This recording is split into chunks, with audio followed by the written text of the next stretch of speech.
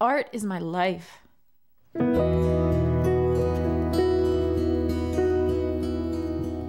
You could go in on almost any day in Lancaster and see her in the summertime in a big picture hat, high heels, a beautiful silk gown, with her paints and easels.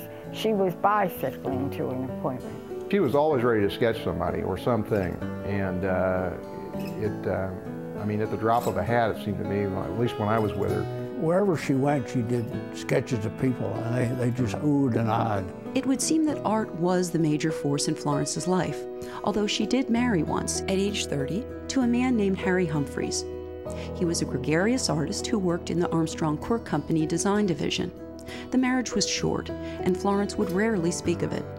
She never had children and would never marry again, and to those closest to her, these choices came as no surprise. I guess she was so exotic and so extravagant and so different, so artistic, that it would be hard to find a mate that would fill up those shoes.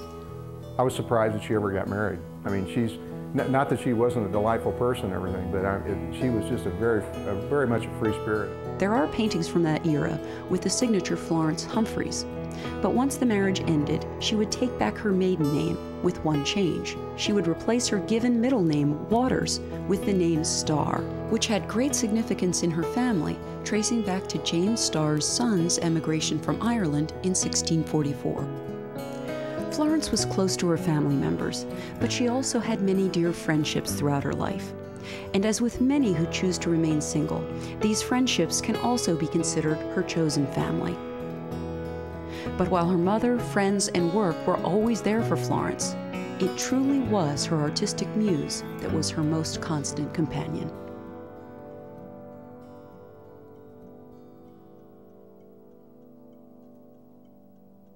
Portrait painting is a reasonable and natural consequence of affection.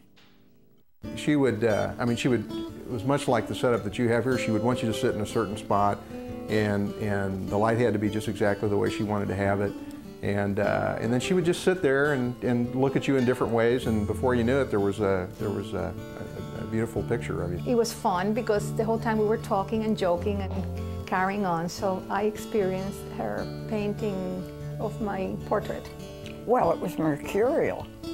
Her own personality was mercurial, and a sketch would appear in nothing flat. My granddaughter, I had it for a Christmas present, got her to do my granddaughter, and I watched for a while, and she rustled around, finding a little torn piece of paper that matched, I realized, my granddaughter's base coloring. And she sat there and she worked, and the eyes came out, and the brown went away, and she came out with just a charming portrait. Everybody wanted these. I guess there's hundreds of homes that have them. Make that thousands. Almost anything in her life could precipitate a portrait. Certainly there were the commissions, and portrait painting became a large share of her livelihood. But she also created them spontaneously. It's rumored that while steaming across the Atlantic on a ship, Florence drew all the passengers. She loved painting friends, family, and loved ones. Portraits were her way of giving of herself. She was always sitting in at charities, always doing portraits for people, for the charity. Florence could draw a crowd in more ways than one, and Lancaster's charities knew they could count on her to make their events a success.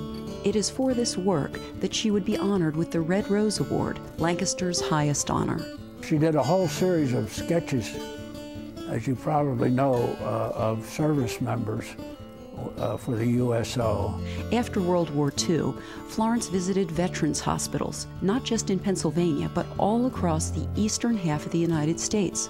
And she sat and drew the wounded soldiers, then gave them their portraits to take home. She created 660 of these paintings in one 11-week period. They are such good sports. Just wonderful for my morale. I go to raise theirs and they wind up raising mine. There's always something new. That's why portraits are so fascinating.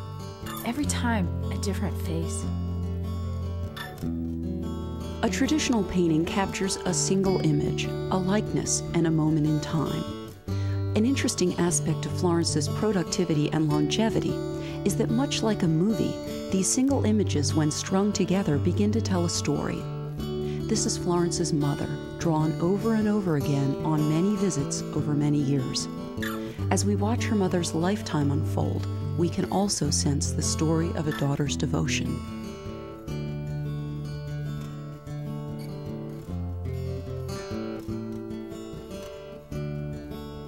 Her ability to tell a story would soon lead her into an exciting and unique moment in her storied career.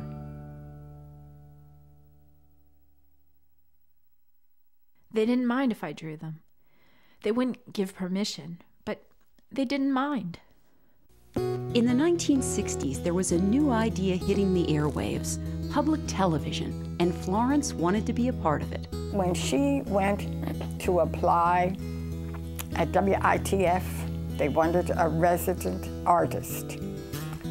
She thought she was elderly then, in her 60s, and the receptionist paid no attention to her. They kept sending in all the young women, and finally, provoked, she got up and said, "I'm going in right now." And she took her portfolio, went in, and of course got the job. These Amish live in another world where the camera is unwelcome. This program was created out of a respect for that world. And so, the story will be told in paint and charcoal from the portfolio of a Pennsylvania artist who has lived with them and knows them well.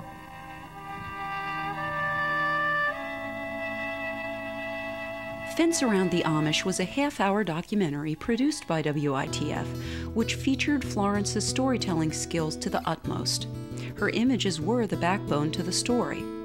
The Amish had always been a favorite subject for Florence, so this assignment was a natural one for her. But even in the 1960s, telling a televised story with illustrations was highly unusual. But considering the sensitivity of the subject matter and Florence's unique ability to connect with the Amish, the choice to use Florence's work was bold and elegant.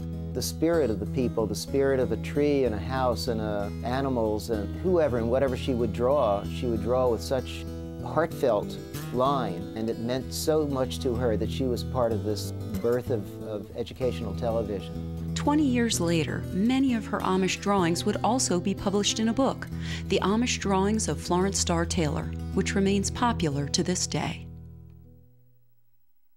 I'm getting more ornery as I get older. I do what I want to do. Speak my mind. She didn't like pretense. She liked things simple. You know, her own clothing was always secondhand, and yet she looked wonderful. She had a high sense of style. She kind of reminded me of a magical fairy that, you know, she kind of danced into the museum. She had all these costumes. She loved to work, and she was just a delight to be around. I always said she was something like a sparrow. You couldn't catch her to put salt on her tail. She would hop around. I remember driving with her, and it was very scary because she would not have her eyes on the road. Florence would be driving, and then she would be looking at the trees or at the sky or at the birds flying, and she'd say, "Oh, look at the beautiful foliage. The trees are getting their green fuzzies already. The birds are flying in a funny pattern today," and she would just be all over the place. And what she saw on a trip was extraordinary. It was everything that you missed. And she would point the things out, and it became enchanting. She, for me, introduced me to the beauty of a naked tree. I always thought they were bare and not interesting. But she pointed out the shapes of the trees and the shape of the branches. And then one time I said to her, "Gee, I wish I could paint." And she said, "Anybody can paint. Anybody can paint." She just had that fifth dimension that other people don't have. She was a single woman artist who made her living by her art at a time when not many men did, or not, and certainly I don't think many women did, but she supported herself entirely by her art. She was a reporter on her times and her contemporaries. She was so involved at every level in Lancaster that I just think that people should really get the sense of her, you know, her great skills, her great heart, her pioneer spirit of taking positions that hadn't been filled by women previous to her time. I sure would like to say thank you to whomever it may be, God or goddesses, for bringing her and into this world, and then even taking her, which we all have to experience, and then leaving behind all the work that she has done. Major contribution. You know, they say all art is a self-portrait in some way. And that was her genius, that she could reproduce whatever she saw.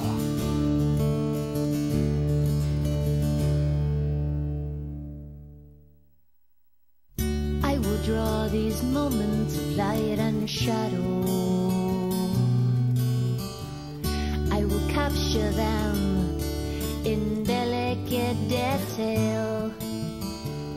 I will draw these moments of light and shadow, and I will know them all. This day is a perfect day, and every day is a perfect day. This day is a perfect day, is a perfect day.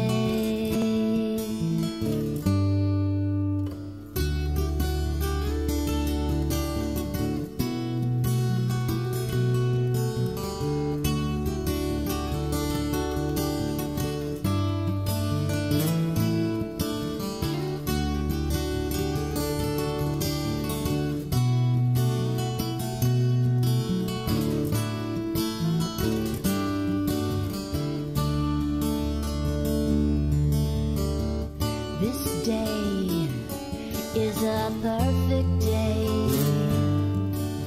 and every day is a perfect day. This day is a perfect day, is a perfect day.